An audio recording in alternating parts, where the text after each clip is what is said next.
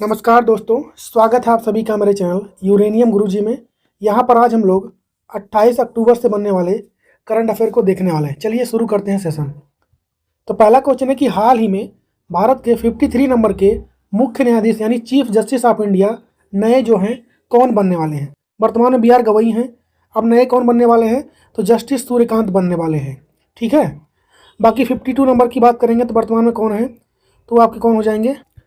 52 number के हैं BR Gavai, कौन हो जाएंगे BR गवई 52 नंबर के हैं।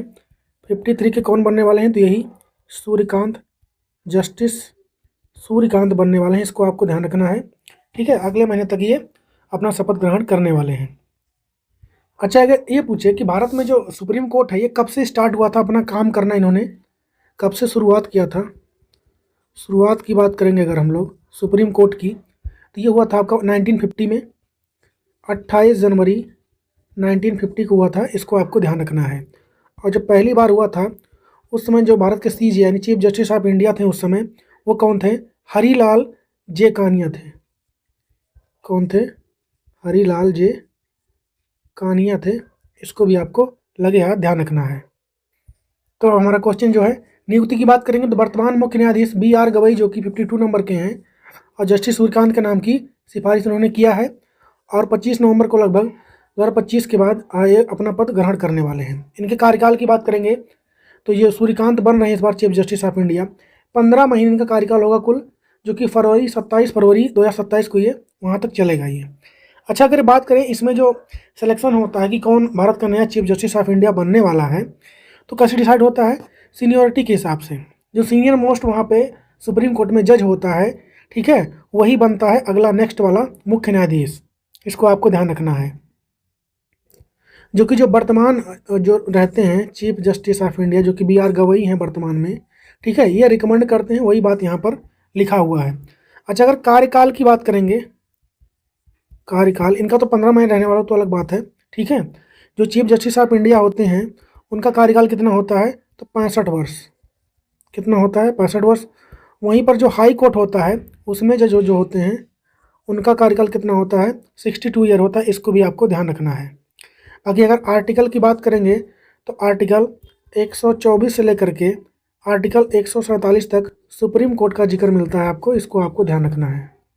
और अगर भाग की बात करेंगे तो भाग 5वें भाग में इसका जिक्र मिलता है। तो ये सारी बातें होंगी आपकी किससे रिलेटेड, सुप्रीम कोर्ट से। इसको ध्यान रखें। भारत के नए चीफ जस्टिस बनने वाले हैं कौन, सूर्यकांत, इनको ध्यान रखें। अच्छा, अगर जस्टिस सूर्यकांत की बात करें कुछ उपलब्धियों के बारे में तो वह हरियाणा के हिसार के जिले से रहने वाले हैं। ठीक है, और इस पद पर पहुंचने वाले वह हरियाणा के पहले व्यक्ति होंगे, ये भी ध्यान रखें आप। उन्होंने पंजाब और हरियाणा उच्च न्यायालय से अपने करियर की शुरुआत की थी। 2018 में वह हिमाचल प्रदेश उच्च न्यायालय के मुख्य न्यायाधीश रह चुके हैं और 2019 में उन्हें सर्वोच्च न्यायालय का न्यायाधीश नियुक्त किया गया था। अच्छा, इनके प्रमुख निर्णय की बात करें, फैसले जो लिए गए, तो जस्टिस सूर्यकांत कई महत्वपूर्ण मामलों से जुड़े रहे हैं, जिनमें आर्टिकल जो 370 था उसको जब हटाया गया था तो उसमें जो पक्ष में वोट मिले थे उसमें भी ये शामिल थे। चुनावी बॉन्ड जो भी वाला मैटर हुआ था SBI वाला, ठीक है, इस योजना को असंवैधानिक घोषित करने और पोगासस जासूसी मामले की सुनवाई शामिल इसमें है इनके निर्णय में। तो ये उनके बारे में बातें होगी, इसको ध्यान रखें।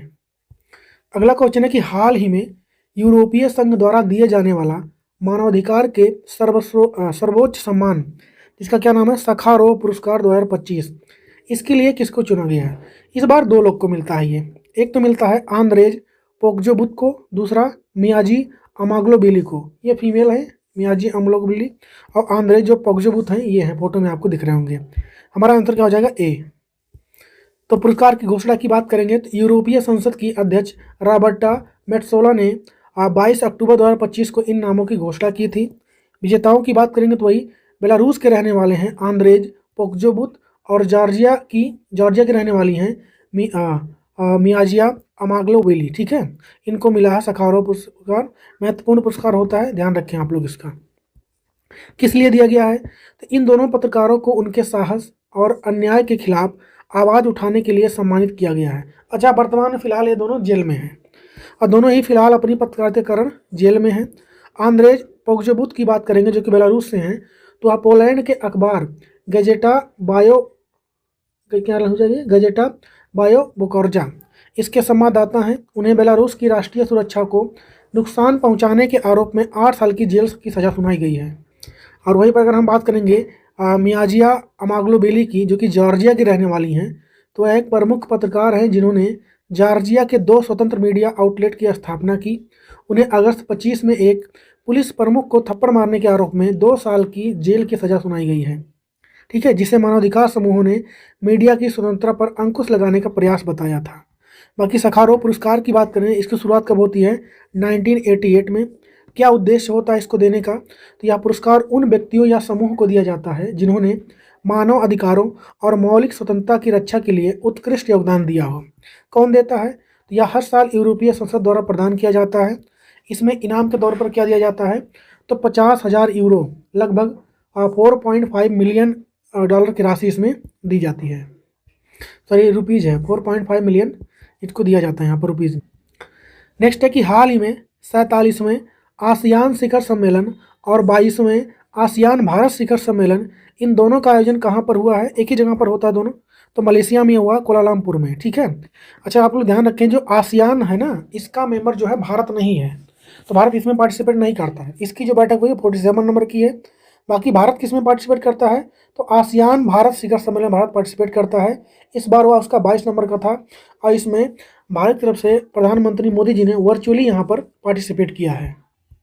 तो हाल ही में 26 से 28 अक्टूबर 2025 को 47वें आसियान शिखर सम्मेलन और 22वें आसियान भारत शिखर सम्मेलन का आयोजन कुआलालंपुर, जो कि मलेशिया की कैपिटल है, यहाँ पर हुआ है। अच्छा, मेज़बान की बात करेंगे तो वर्ष 2025 के लिए आसियान का अध्यक्ष होने के नाते मलेशिया ने इस शिखर सम्मेलन की मेज़बानी की है। भारत आसियान का मेंबर नहीं है, इसलिए भारत ने आसियान शिखर सम्मेलन में भाग नहीं लिया है, बल्कि भारत ने आसियान भारत शिखर सम्मेलन में भाग लिया। इसको आपको ध्यान रखें। बाकी भारतीय प्रतिनिधि की बात करेंगे, भारत का रिप्रेजेंटेशन किसने किया है? तो प्रधानमंत्री जो देश के हैं उन्होंने खुद किया है इसका रिप्रेजेंटेशन, वर्चुअल रूप से किया है, ठीक है। बाकी भारत आसियान संबंध की बात करेंगे तो भारतीय प्रधानमंत्री मोदी ने आसियान भारत संबंधों को मजबूत करने पर जोर दिया है और कहा है कि 21वीं सदी भारत और आसियान की सदी है। इसको ध्यान रखें आप। भविष्य की घोषणाओं की बात करेंगे तो 22वें आसियान भारत शिखर सम्मेलन के दौरान यह घोषणा की गई है कि 2026 को आसियान भारत समुद्री सहयोग वर्ष के रूप में मनाया जाएगा। ये महत्वपूर्ण क्वेश्चन हो सकता है आप लोग के लिए। आसियान भारत समुद्री सहयोग वर्ष मनाया जाएगा 2026 को। इसके थीम की बात करेंगे, ठीक है, समावेशित और स्थिरता, इंक्लूसिविटी एंड सस्टेनेबिलिटी इसका थीम हो जाएगा। 2026 में आसियान शिखर सम्मेलन के मेजबान देश कौन बनेगा? तो फिलीपींस बनेगा, ठीक है, 26 वाले में, इसको ध्यान रखें। सॉरी, 26 नहीं 27 होना चाहिए। अगला वाला जो होगा वो कहाँ पे होने होगा? फिलीपींस में होगा, थोड़ा टाइपिंग मिस्टेक है। थोड़ा आसियान की बात कर लेते हैं। तो पहली बात, इसका फुल फॉर्म क्या हो जाएगा? दक्षिण पूर्व एशियाई राष्ट्रों का संगठन, association of south east Asian nation. कब होता है इसका स्थापना? तो 8 अगस्त 1967 को बैंकॉक जो घोषणा पत्र है, ठीक है, बैंकॉक डिक्लेरेशन से इसका स्थापना किया जाता है। मुख्यालय कहाँ मिलेगा? जकार्ता, इंडोनेशिया में। अच्छा, वर्तमान में इसमें सदस्य देश की अगर हम लोग बात करें तो टोटल 11 हैं। कौन कौन हो जाएंगे? Indonesia, Malaysia, Philippines, Singapore, Thailand, Brunei, Vietnam, Laos, Myanmar, Cambodia.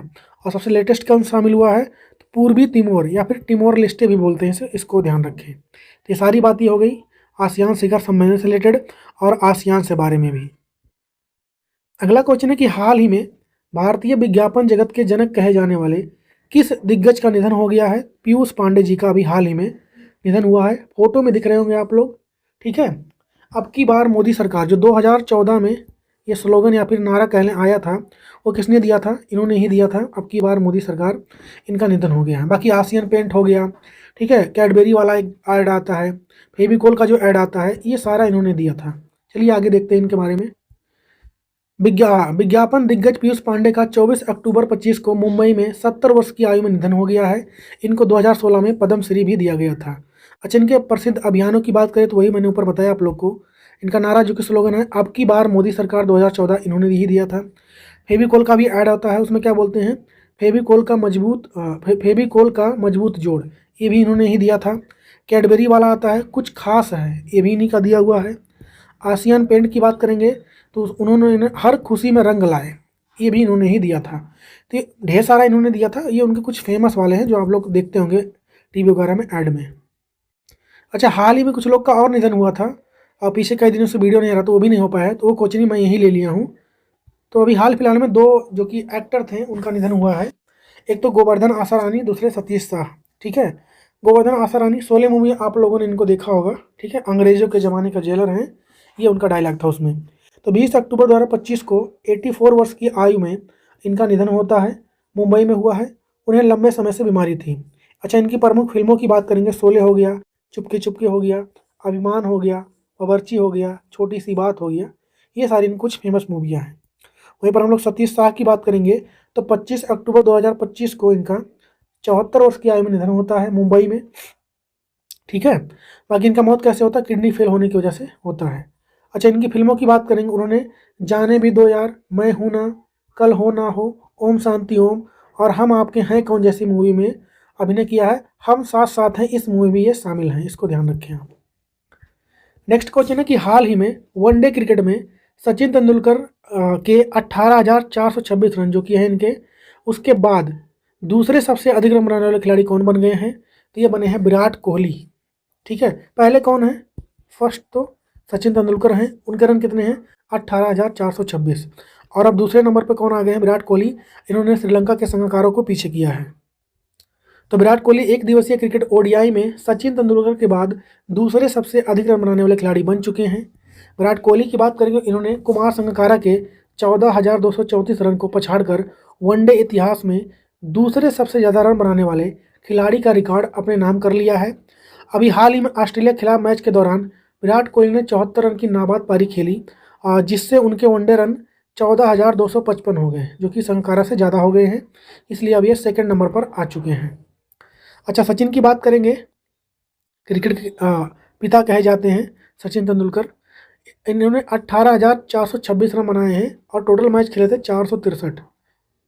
वहीं पर कोहली साहब की बात करेंगे तो 14,255 रन इन्होंने बनाए हैं, पर अभी ये खेल भी रहे हैं और इनके मैच जो हैं 305 मैच में ही इन्होंने बनाया है, तो इसलिए बड़ी उपलब्धि है इनके लिए। बाकी सफ़ेद गेंद क्रिकेट में शीश की बात करेंगे तो कुल मिलाकर सफ़ेद गेंद क्रिकेट में ओडीआई हो चाहे T20 हो, इन्हें वाइट बॉल क्रिकेट बोलते हैं। इनमें मिला के अगर देखेंगे ना तो विराट कोहली के रन जो हैं वो हैं टोटल मिला के 18,443, तो ये सचिन तेंदुलकर से ज़्यादा हैं यहाँ पर, दोनों मिला के। लेकिन ध्यान रखें, ओडीआई और T20 मिलाकर है, इसको आपको ध्यान रखना है। ठीक है, सचिन के समय में बहुत ज़्यादा T20 नहीं खेला गया, इसलिए उनके थोड़े उसमें कम है। नेक्स्ट है कि हाल ही में किस भारतीय निकाय ने झारखंड सरकार को सारंडा जंगल को वन्य जीव अभ्यारण्य घोषित करने का भी हाल ही में ऑर्डर दिया, यानी निर्देश दिया है।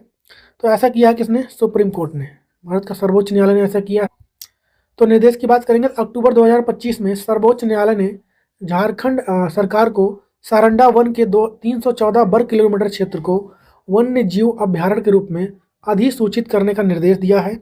किस एक्ट के तहत वन्य जीव अभ्यारण्य बनाया जाएगा, तो एक्ट 1972 वाला जो एक्ट है उसी के हिसाब से। अच्छा, बैकग्राउंड की बात करें इसका, इस जंगल के बारे में, तो यह मामला राष्ट्रीय हरित अधिकरण NGT के जुलाई 2022 के फैसलों से जुड़ा हुआ है, जिसमें सारंडा और या फिर सासगंडा क्षेत्र को एक वन्य जीव अभ्यारण्य घोषित करने की मांग की गई थी उसमें। इसके जोग्राफिकल पोजीशन की बात करेंगे, भौगोलिक स्थिति की, तो सारंडा जंगल झारखंड के पश्चिमी सिंहभूमि जिले में स्थित है और एशिया के सबसे बड़े सॉल, ठीक है, उन वनों में से एक है ये। खतरे की बात करेंगे, इस क्षेत्र में अवैध खनन के कारण वन्य जीवों के आवासों का विखंडन और क्षरण हो रहा था। अच्छा, लोग डेवलपमेंट करने के लिए जंगल वगैरह काट रहे हैं यहाँ पर ज़्यादा, इसीलिए ऐसा यहाँ पर किया जा रहा है।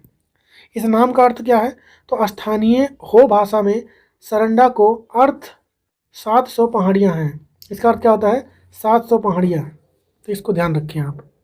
बाकी अगर हम लोग झारखंड की बात करेंगे तो इसका स्थापना हुआ 15 नवंबर 2000 को, बिहार से अलग होता है ये।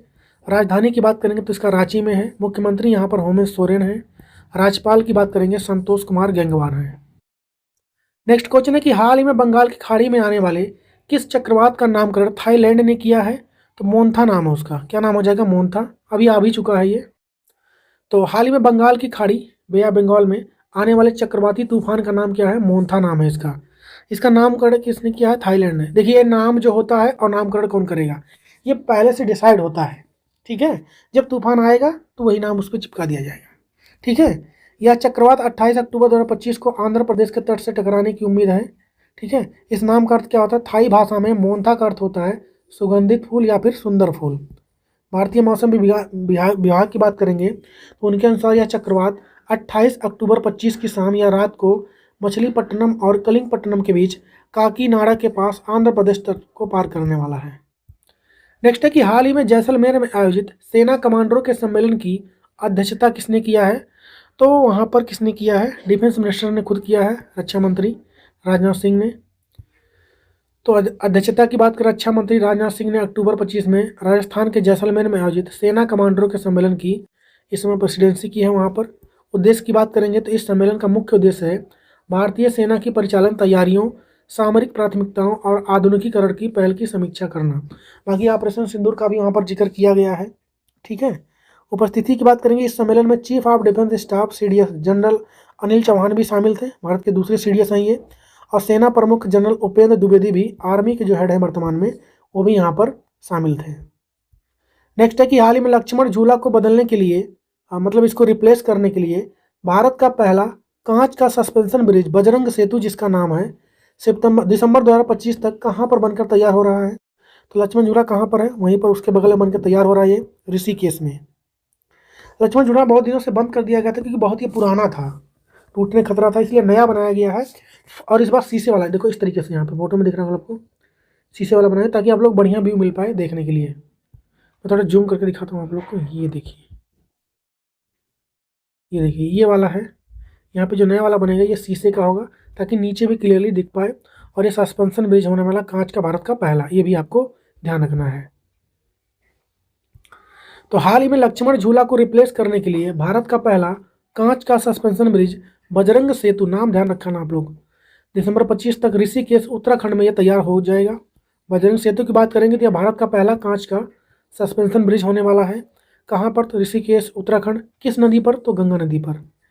इसे लक्ष्मण झूले के विकल्प के रूप में बनाया जा रहा है, जिसे सुरक्षा कारणों से 2019 में बंद कर दिया था। किसको? लक्ष्मण झूले को बंद किया गया था। निर्माण की बात करेंगे, यह पुल 132.3 एग्जैक्ट है, आप लोग 132 मान के चले, एग्जैक्ट 132.3 मीटर लंबा है ये, लगभग 8 मीटर चौड़ा होगा ये। इसके फर्श पर पारदर्शी कांच लगाए होंगे, जिसके नीचे बहती गंगा नदी का दृश्य दिखाई देगा। समय सीमा की बात करेंगे, दिसंबर 2025 तक इसके बनकर तैयार होने की उम्मीद है।